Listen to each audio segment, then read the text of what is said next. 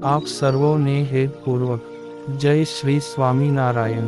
આજની સત્સંગ કથા વાર્તા નિજ મંદિર સાવરકુંડલા પવિત્ર ચાતુર્માસ વિશેષ।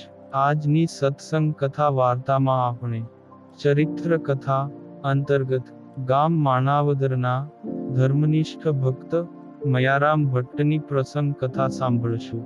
માણાવદરમાં મહારાજના અનન્ય આશ્રિત ધર્મનિષ્ઠ મયારામ ભટ્ટ રહેતા હતા। તેમને ત્યાંના ગામના 60 વર્ષના એક માજી સોનાનું પગમાં પહેરવાનું એક કડલું થાપણ તરીકે મૂકી ગયા। પારકા દ્રવ્યને ધૂળ્ય સમાન માનનારા ભટ્ટજીએ તે કડલું માજીના હાથે જ પટારામાં મુકાવી દીધું। આ બાજુ માજી યાત્રાએ નીકળી ગયા, જેને 4 મહિના પસાર થઈ ગયા ને માજી કડલું લેવા ન આવ્યા। ત્યારે મયારામ ભટ્ટને તો એ વાત વિસરાઈ ગઈ કે યાત્રાએ ગયેલા માજી મને થાપણ સોંપતા ગયા છે। તે કડલું એક છે કે બે તે વાત પણ વિસરાઈ ગઈ। તે એકવાર પટારામાંથી ગોદડા કાઢતા હતા ત્યારે કડલું નજરે ચડ્યું ને ભટ્ટજીને યાદ આવ્યું કે માજી યાત્રાએ ગયા ત્યારે મારે ત્યાં એમના હાથે મૂકી ગયા છે, પણ બીજું કડલું ક્યાં છે? આવો વિચાર આવતા જ આખો પટારો ખોલી વળ્યા, પણ કડલું હાથ ન આવ્યું। તે અંતે થાકીને તેમણે નિર્ણય કર્યો કે એ ક્યાંક આડું અવળું મેલાઈ ગયું હશે, પણ કાલે માજી આવીને મારી પાસે કડલા માંગશે તો હું શું આપીશ? મારા પર વિશ્વાસ મૂકીને સોંપેલી વસ્તુ મારે યથાવત પાછી આપવી જોઈએ। આ વિચારના અંતે ભટ્ટજી પોતાના ઘરના રૂપિયા લઈને સોની પાસે ગયા ને સોની મહાજનની પાસે જઈ રૂપિયા અને કડલું મૂકીને કહ્યું કે ભાઈ, આ કડલા જેવું જ બીજું કડલું બનાવી દે। મજૂરીના અને સોનાના જે દામ બેસે તે લઈ લ્યો, પણ બનવું જોઈએ આવું જ। સોનીએ પણ મન દઈને કડલું બનાવ્યું। ત્યાં કડલાને નજર સમક્ષ રાખીને ક્યું કડલું તૈયાર થયું છે, એ કોઈ કળી ન શકે। પોતાના ઘરના ખર્ચે આ કડલું બનાવ્યું। પછી ભટ્ટજીએ બંને કડલાને સાચવીને પટારામાં મૂક્યા। આ બાજુ માજી યાત્રા કરી ગામમાં આવ્યા। એકાદ દિવસ રહીને માજી ભટ્ટજી પાસે આવ્યા ને કહ્યું કે મારું કડલું મને પાછું આપો।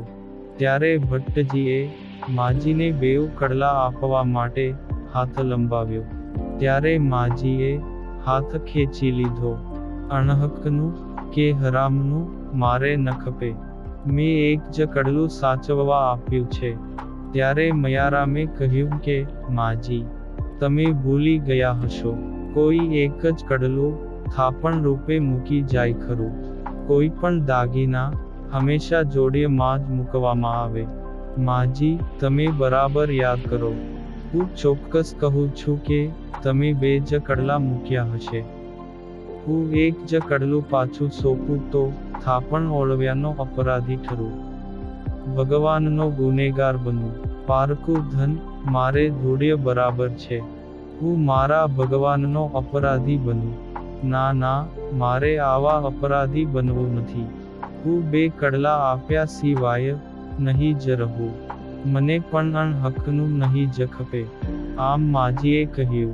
એક તરફ ઘરડા વિધવા બાઈ તો બીજી તરફ વિપ્ર।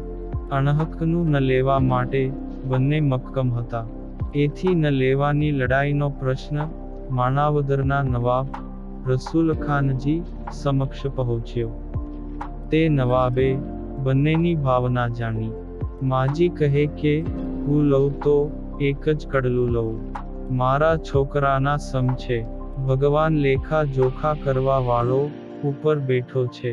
અહીં કદાચ હું આ લાલચમાં લપેટાઈને ભટ્ટજીને છેતરું તો ઈ જન્મો જન્મ ડંખ્યા કરે। સાચે સાચું કહું છું, મેં એક જ કડલું ભટ્ટજીને ત્યાં મૂક્યું હતું। ત્યારે મયારામ ભટ્ટ કહે કે બે કડલા આપ્યા વિના મને સંતોષ નહીં થાય. તે માજી ભૂલી ગયા હોય એવી મને શંકા થાય છે. એથી અણહકનું મારે ન ખપે. આમ બંનેની વાત સાંભળીને રાજ્યના દીવાનજી બોલ્યા, જેના કોઈ ધણી નહીં એના ધણી નવાબ. રાજ્યની તિજોરીમાં આ એક કડલું મુકાવી દ્યો, ને એક કડલું માજીને આપી દ્યો, એટલે ખેલ ખતમ. ત્યારે નવાબે કહ્યું કે મારી રૈયત જો અણહકનું લેવા તૈયાર ન હોય તો શું નવાબ રસૂલખાન તે લેવા તૈયાર થાય ખરા?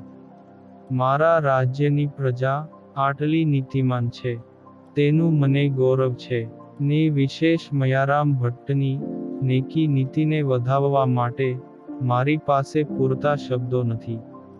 માણાવદરનો મહિમા મારાથી નહીં પણ આવા ચુસ્ત આજના પાલક ભક્તોથી છે.